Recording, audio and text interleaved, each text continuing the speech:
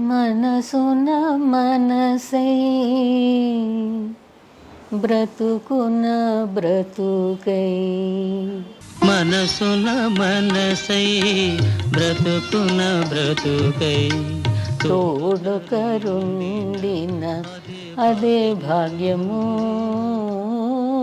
అదే స్వర్గము. మీ పాట విని నాన్నగారు ఏమనేవారు ఆ రోజుల్లో? అంత లేదు కదా, నేను ఇంకా 6th స్టాండర్డ్లో ఉండగానే నాన్నగారు పోయారు.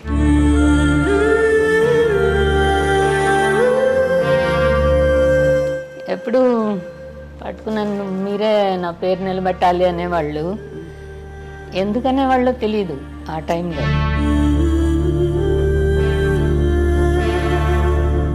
ఎలా నిలబడతామో ఏంటో అసలు నాకు ఇప్పటికీ అర్థం కాదు, ఎందుకు అలా అన్నారు అని. మీకు గుర్తున్న జ్ఞాపకం? నాన్నగారి బర్త్డే అయితే అందరినీ నీలో నన్నే నిలిపేవు నేడే చేసింది కల్పనవు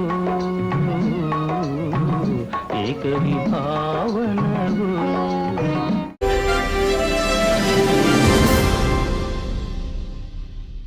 అందరికీ మరొకసారి నమస్కారం. ఇవాళ భలే మంచి రోజు, చాలా పసందైన రోజు. ఎందుకంటే మనం ఘంటసాల మాస్టారి కుటుంబాన్ని కలుస్తున్నాం మరొకసారి. కొన్ని నెలల క్రితం వారి కుమార్తె సుగుణ గారిని కలిసి చాలా విషయాలు తెలుసుకున్నాం. ఘంటసాల మాస్టారి మూడో కుమార్తె శాంతి గారితో మాట్లాడదాం. మాస్టర్ గారి జ్ఞాపకాలంటే అన్నీ కూడా మనం తోటలో ఏరుకునే పువ్వు లాంటివి. అవన్నీ ఏర్చి కూర్చి మన మనసుల్లో ఎప్పటికీ ఎల్లకాలం దాచుకోవాలన్నదే మన సంకల్పం, ప్రయత్నం. శాంతి గారు నమస్కారం అండి. నమస్తే. అద్భుతమైన గాయని మీరు. మరి అంత సీన్ లేదండి, ఎక్కువ పాడిన. మీ వారితో సురేంద్ర గారితో ఇంటర్వ్యూ అయిన సందర్భంలో చెప్పారు ఏమనంటే, మీరు అన్ని కాంపిటీషన్స్లో వెళ్తే ప్రైజ్లు వచ్చేవి, కానీ ఎక్కువ కాంపిటీషన్స్కి కూడా వెళ్ళలేదు.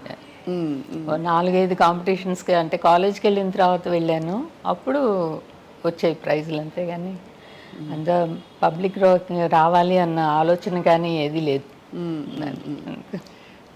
మీరు అంటే మీ పాట ప్రయాణం సహజంగా ఇంట్లో ఉండి మా ఇంట్లోనే ఆంటీ గారు, అంటే సంగీతరావు గారు వాళ్ళు ఫ్యామిలీ కూడా ఉండేది. ఎవరన్నా మార్నింగ్ ఒక పాట ఒకళ్ళు స్టార్ట్ చేస్తే నైట్ అయ్యేసరికి అది కోరస్ అయిపోయేది. అందరు అదే పాడుతూ ఉండేవాళ్ళు. అలా 24 hours మ్యూజిక్లోనే ఉన్నాం, అంతే. ఏ పాటలు ఎక్కువ? మీరు శాస్త్రీయ నేర్చుకోలేదట కదా? ఎక్కువ లేదు, అంటే ఆంటీ గారు నేర్పించారు పాపం. ఆయన కూర్చున్నప్పుడల్లా అమ్మ తరిమేది నన్ను. ఆయన ఒంటరిగా కూర్చోకూడదు, నేను ప్రే చేస్తూ ఉండేదాన్ని. అది ఇంట్రెస్ట్ లేదు అప్పుడు. ఇంట్రెస్ట్ వచ్చే టైంకి ఆయనకి నేర్పించేది లేదు. సో నాకు ఇంకెవరి దగ్గరికి వెళ్ళినా నాకు నచ్చలే, నేర్చుకోవాలనిపించలేదు, అనుకుని నేర్చుకోలేదు. సినిమా పాటలు అవి అలా వింటూ పాడుతూ ఉండడమే తప్పితే అంతకన్నా నేర్చుకోలేదు. మీ పాట విని నాన్నగారు ఏమనేవారు ఆ రోజుల్లో? అంత లేదు కదా, నేను ఇంకా 6th స్టాండర్డ్లో ఉండగానే నాన్నగారు పోయారు. ఓహో, సో ఎక్కువ మీ పాట అసలు వినలేదు అయితే? ఇంట్లో పాడుతూ ఉంటే వింటూ ఉంటారు కదా, అందుకే నేర్పించారు. వాయిస్ బాగుంటుంది అని అది నేర్పించారు. బాగుంది అని అన్నారా? మాకంతా తెలీదు, అంతే, అంత పట్టించుకునేంత తెలీదు మాకు. అనేవాళ్ళేమో తెలియదు మరి. అంటే నాన్నగారికి ఒక ఐడియా ఉండేది, పెద్దన్నయ్య ఏమో ఏమన్నా ఇన్స్ట్రుమెంటు, చిన్నన్నయ్య వయలిన్ వాయించాలి, మా సుగుణ శ్యామలానేమో వీణ వాయిస్తే నేను పాడాలి. అది ఆయన కళ. అది నెరవేరలేదు, అంతే. అంటే బట్ అందరూ కొద్ది గొప్ప సంగీతం నేర్చుకుంటే పాడేవారు. సుగుణ శ్యామల బాగా వాయిస్తారు వీణ చాలా బాగా వాయిస్తారు. మా చిన్నన్నయ్య వయలిన్ చాలా బాగా వాయిస్తాడు. మా పెద్దన్నయ్య వాయించిన ఇన్స్ట్రుమెంట్ అంటూ లేదు, అన్ని ఇన్స్ట్రుమెంట్స్ వాయిస్తాడు, పాడతాడు బాగా. మా చిన్నన్నయ్య కూడా బాగా పాడతాడు. అన్ని ప్రోగ్రామ్స్ అన్ని కూడా ఇచ్చాడు. చాలా చూసాం, అది ప్రోగ్రామ్స్ లో చూసాం. మా పెద్దన్నయ్య వాయిస్ కూడా చాలా బాగుంటుంది. తను మ్యూజిక్ విద్వాన్ మెడ్రాస్ యూనివర్సిటీలో ఇక్కడ చేసాడు. అనుకుని నేను చిన్నదాన్ని కదా, ఎంతసేపు ఆడుకోవడంలో ఉన్నాను కానీ నేర్చుకోవడంలో లేను, పరిగెట్టడమే. వాళ్ళ అమ్మగారి 93వ పుట్టినరోజు. అమ్మ అంటుంది నాకు 94 వచ్చేసే అంటుంది, క్యాల్కులేట్ చేయాలి. మా సుగుణకైతే అవన్నీ గుర్తుంటాయి, నాకు గుర్తుండవు అని. ఒక నాన్నగారి పాట ఏమన్నా ఒక పల్లవి మీ నోట వినొచ్చా? చాలా వినొచ్చు. నీలో నన్నే నిలిపేవు నేడే శిల్పి కల్పనవో ఏ కవి భావనవో. అసలు మ్యూజిక్ పాడడం అనేది ఆపేసి చాలా కాలం అయింది. అంటే ఇంట్లో పనులతోనే సరిపోయేది. కానీ ఆ పలుకు తెలుస్తోంది, ఆ గమకాలు లడ్డూలాగా పూర్తిగా, అంటే గమకాలు పూర్తిగా పలకడం అన్నది అది ఇంట్లో ఉండే వాతావరణాన్ని బట్టి వస్తుంది. అంటే ఎప్పుడు పాడుతూనే ఉంటాం కదా, పాడేవాళ్ళం. పెళ్ళైన తర్వాత ఆగిపోయింది ఎందుకో మరి తెలియదు. ఇంట్లో పనులు చేసుకుంటూ కూడా పాడడం అనేది తగ్గిపోయింది. పిల్లలు పుట్టాక ఫుల్. ఇప్పుడు మన వాళ్ళు వచ్చేసారు, అసలు పూర్తిగా స్టాప్ అయిపోయింది. పాడి కూడా 30-40 సంవత్సరాలు అవుతుంది వాయిస్ విప్పి పాడడం. మీరు అప్పుడు కాంపిటీషన్స్ లో పాడినప్పుడు మరి నాన్నగారు పాటలే పాడేవారా? లేదండి, సుశీల గారి పాటలను లతా మంగేష్కర్ పాటలు పాడతాం. ఓ, అయితే ఒక్క లైన్ మా కోసం. సుశీలమ్మ పాట కానీ లతాజీ పాట కానీ మీ ఇష్టం. సుశీల గారిది అయితే உன்னை ஒன்று கேட்பேன் உண்மை சொல்ல வேண்டும் என்னை பாட சொன்னால் என்ன பாட தோன்றும் என்ன పాడ తోండ్రుం. ఇది పాడాను. కాలేజీలోనేమో ఇప్పటికీ అడుగుతూ ఉంటారు ఆ పాట పాడమని నన్ను, ఎవరన్నా పాత వాళ్ళు కనిపిస్తే. नैना बरसे रिम झिम पिया तोरे आवन किया नैना बरसे. ఇది చాలా చక్కగా హాయిగా లలిత సంగీతం రోజులు గుర్తొస్తున్నాయి. అంటే ఒక టైంలో బాగా ఉండేవి కదండి లైట్ సాంగ్స్. ఇప్పుడు బాగా లైట్ మ్యూజిక్ తగ్గింది. సినిమా మ్యూజిక్ బాగా ఎక్కువ డామినేట్ చేస్తుంది. వీళ్ళందరూ ఎగతాళి చేస్తారు, అన్నీ దెయ్యం పాటలు పాడతావు అప్పుడే నీకు ప్రైజ్ అంటే. అది కానీ లేకపోతే మధుమతి సాంగ్ ఉంది కదా, ఆ పాట ఆచార్య పరదేశి, అవి 2 పాడినప్పుడు 2 ప్రైజులు వచ్చాయి. సుశీల గారిది ఇది పాడినప్పుడు నేను 3ో 4ఓనే అటెండ్ అయ్యాను. సుశీల గారిది అయితే పాత జ్ఞాపకం మిల్లయోను ఇది 2 పాడేసరికి 2టికి ప్రైజ్ వచ్చింది. నాకు చాలు, అంతకన్నా అప్పటికి కాలేజ్ అయిపోయింది, వచ్చేసాం. చాలా అంటే నాన్నగారి పాట ఇప్పుడు మీకు చాలా చిన్న వయసులోనే వారు వెళ్ళిపోయారు కాబట్టి, బట్ ఆయన ఆ ఛాయలన్నీ మీ పాఠాంతరంలో స్పష్టంగా ఉన్నాయి. సో సంతోషం, సంతోషకరమైన రోజు ఇవాళ. మాకేమో బయట ఎక్కడన్నా పాడి తప్పుగా పాడేస్తే నాన్నగారి పేరు చెడిపోతుంది అన్నది ఒక భయం. అందుకని ఎప్పుడు పాడను. ఏమన్నా తప్పులు వచ్చాయనుకోండి, ఏంట్రా ఆయన కూతురు ఇలా పాడింది అంటారేమో అని అస్సలు పాడను. రోటరీలో పాడుతూ ఉంటాను అంతే. అక్కడైతే అందరూ ఎవరు అంతగా కండుకోరు, హ్యాపీగా వదిలేస్తారు. చిన్న చిన్న తప్పులు వచ్చిన మామూలుగా ఎవరి దగ్గర పాడాలంటే భయం. సో చివరిగా అయితే నాన్నగారి గురించి, మీరు చిన్నపిల్లప్పుడే వారితో పెరగడం జరిగింది, వారి నీడలో. కాబట్టి మీకు గుర్తున్న జ్ఞాపకం ఒకటి? జ్ఞాపకం అన్నీ జ్ఞాపకాలేనండి. నాకు నాన్నగారిని ఇంతవరకు నేను అలా మర్చిపోయిందే లేదు. నాన్నగారి బర్త్డే అయితే అందరినీ బుహారీకి తీసుకెళ్ళేవాళ్ళు. అక్కడ కూడా అందరూ పూరీలను తినేవాళ్ళం. పూరి కానీ దోశ కానీ తినేవాళ్ళం. అక్కడేమో స్లాబ్గా కట్ చేసేవాళ్ళు ఐస్ క్రీమ్. అదొకటి కట్ చేసి ఆ ఐస్ క్రీమ్ తినడం అనేది అందరు డిసెంబర్ 1 వెళ్ళి తినడం అనేది అదో పెద్ద ఏమనాలి పండగ అనమాట మాకు.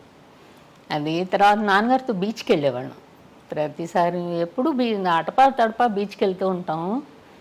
వెళ్ళినప్పుడల్లా మమ్మల్ని అక్కడ వదిలేసి మాలత్తయ్య వాళ్ళని, అదే మాలతీ చందూరు వాళ్ళ ఇంటికి వెళ్ళి కూర్చునేవాళ్ళు అమ్మను నాన్నగారు. నాన్నగారు కనుక మాతోనే ఉంటే కుర్చీలో కూర్చుంటారు, అమ్మ కింద కూర్చొని కాళ్ళు పడుతూ ఉంటుంది. అది ఎప్పుడు పట్టుకున్నాను, మీరే నా పేరు నిలబెట్టాలి అనేవాళ్ళు. ఎందుకనేవాళ్ళో తెలీదు ఆ టైంలో. అవి ఎలా నిలబెడతామో ఏంటో అసలు నాకు ఇప్పటికీ అర్థం కాదు, ఎందుకు అలా అన్నారు అని. మీరందరూ అంటే చక్కగా సంతోషంగా ఆ పాటలు, ఆ మెమరీస్ తలుచుకుంటూ, అది అంటే ఇప్పటికీ ఘంటసాల గారి పిల్లలంటే అయ్యో నాకు అది తలుచుకుంటే ఇంకా భయం వేస్తుంది. నిన్న కూడా ఒక ఆయన వచ్చారు, మాది అక్వేరియం రెడీ చేస్తుంటే ఎవరో వచ్చారు కూర్చున్నారు అనుకుంటూ ఉంటే లాస్ట్ నైట్ వరకు కూర్చున్నారు. ఏంటి నా ఎవరో సర్లే ఆయనతో వచ్చి ఉంటారు అనుకుంటే నేను చూడడానికి వస్తే మిమ్మల్ని చూడడానికే వచ్చాను. నన్ను ఎందుకు చూడాలి, నేనేం పెద్ద ఇదా అంటే లేదు ఘంటసాల గారు వాళ్ళంటే ఘంటసాల గారు అంటే వీళ్ళందరికీ చాలా ఇష్టం అంట వాళ్ళ ఫ్యామిలీలో. అమ్మ బాబోయ్ అనుకున్నా. అంతవరకు వెయిట్ చేయాల్సిన పని లేదు వాళ్ళకి. ఉండి వెయిట్ చేసి నాతో కొంతసేపు మాట్లాడేసి ఆయన వెళ్ళిపోయారు. ఇదే అనిపిస్తుంది. ఇప్పటికీ అలా ఉన్నారు. ఇప్పటికీ వాళ్ళందరూ వచ్చేసి నన్ను ముట్టుకుని నా కాళ్ళ మీద పడిపోతారు. ఏమండి అంటే మీకు కాదమ్మా ఆయనకి పెట్టుకుంటున్నాను దండం అంటారు పెద్ద పెద్ద వాళ్ళు. నాకు చాలా ఒకలా అయిపోతుంది. ఒక యుగం అంటే ఆయన ఇచ్చినంత సంపద, సంగీత సంపద ప్రపంచానికి, చిత్ర పరిశ్రమకి, అది ఈ యుగం అంతా కూడా అలా మారుమోగుతూ ఉంటుంది గుండెల్లో. ఉండాలి, ఉంటే బాగుంటుంది. శాంతి గారు మీ ఇల్లు మీరే దగ్గరుండి కట్టించారట?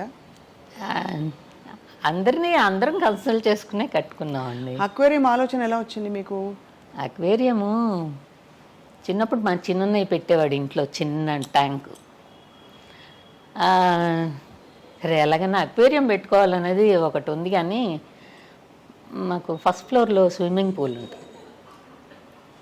అది పెట్టినప్పుడు సురేంద్ర ఒప్పుకోలేదు. ఇంటి లోపలికి ఉంటే నేను ఒప్పుకోను అన్నాడు. ఒప్పుకోను అంటే పైన పూల్ ఉంటే కింద నిడివి ఏముండాలి అనుకుని అక్కడ అక్వేరియం పెట్టుకుందాం అని అప్పుడు డిసైడ్. ఒకసారి బయటికి పెట్టేలాగా ఒక డిజైన్ చూపించారు ఆయన. అక్వేరియం బయట ఒక పెద్ద దీంట్లో ఒక బౌల్ లాగా ఉంటుంది, దాంట్లో పూల్ పెట్టుకోండి, కింద పిల్లర్ ఏమో స్విమ్మింగ్ పూల్ అక్వేరియం అని. మా ఆర్కిటెక్ట్ వద్దు ఇంటి లోపల ఉంటే ఎలా ఉంటుంది పూల్ కొంచెం చూపించండి అని అడిగి. నాకు నీళ్ళు అంటే చాలా ఇష్టం. ఎక్కడ పడితే అక్కడ నీళ్ళు ఉంటాయి మా ఇంట్లో. అది ఫౌంటైన్లు ఉంటాయి. సరే అది చూసిన తర్వాత నేను అడిగాను ఫ్లో అయ్యేలాగా ఉంటాయా, రూమ్కి నేను దాంతోనే డివైడ్ చేసుకోవాలి అంటే మెయింటైన్ చేయడం చాలా కష్టం అమ్మా అది అన్నారు. సరే అయితే ఆయనకి తెలుస్తుంది నాకు తెలియదు కదా అని ఓకే అనేసాను. అందుకని పూల్ ఫస్ట్ ఫ్లోర్లో ఉంటుంది. దాని కింద అంటే సురేంద్రకి అంటే లీక్ ఏమన్నా అయితే మిగిలిన రూమ్స్ డిస్టర్బ్ అవ్వకూడదు అన్నాడు. నువ్వు అలా డిజైన్ చేసుకుంటే నేను కట్టిస్తాను అన్నాడు.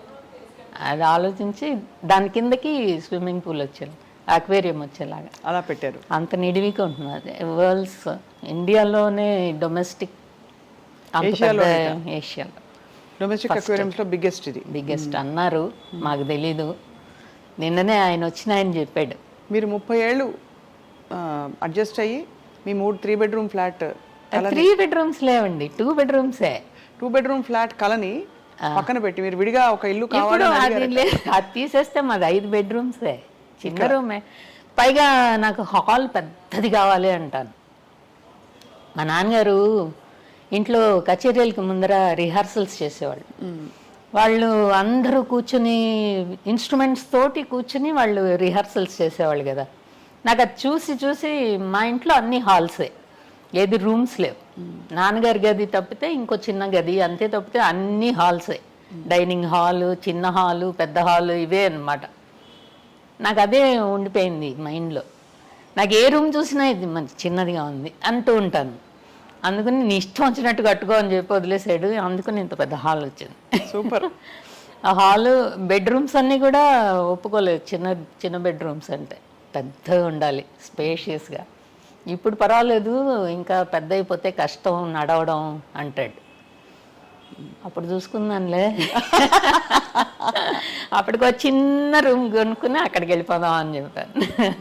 బాగుంది, చాలా చాలా. చివరిగా ఇంకొక పాట, నాకు ఇష్టమైన పాట, మీ మనసున మనసై. మనసున మనసై బ్రతుకున బ్రతుకై, మనసున మనసై బ్రతుకున బ్రతుకై, తోడు కరుండిన అదే భాగ్యము, అదే స్వర్గము. అద్భుతంగా ఉందండి, చాలా బాగుంది. ఇవాళ క్లుప్తంగా అయినా నాన్నగారి జ్ఞాపకాలు అలా 2-3 పంచుకుంటూ ఇవాళ మా అమ్మ పుట్టినరోజు కదా, అవును. అనుకుని మీరు ఇంకొంచెం లేట్గా వస్తే భోజనాలు పెట్టి పంపించుంటాం. ఇప్పుడు వెయిట్ చేసి భోంచేసి వెళ్ళండి. శాంతి గారు, థ్యాంక్ యూ వెరీ మచ్.